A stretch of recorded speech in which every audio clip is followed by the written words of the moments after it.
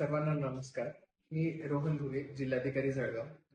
आपल्या सर्वांना ज्ञातच आहे की 19 तारखेला येत्या अक्षय तृतीयेचा मुहूर्त आहे आणि अक्षय तृतीयेच्या मुहूर्तावरती मोठ्या प्रमाणावरती विवाहांचं आयोजन केलं जातं.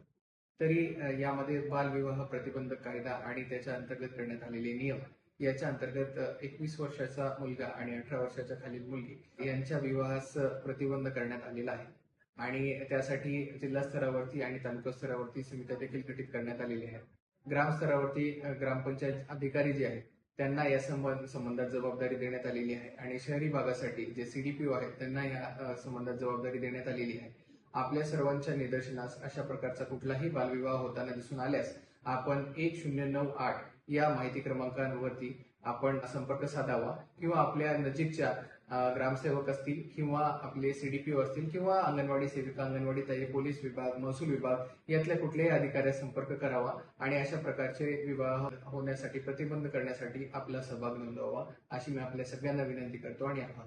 धन्यवाद.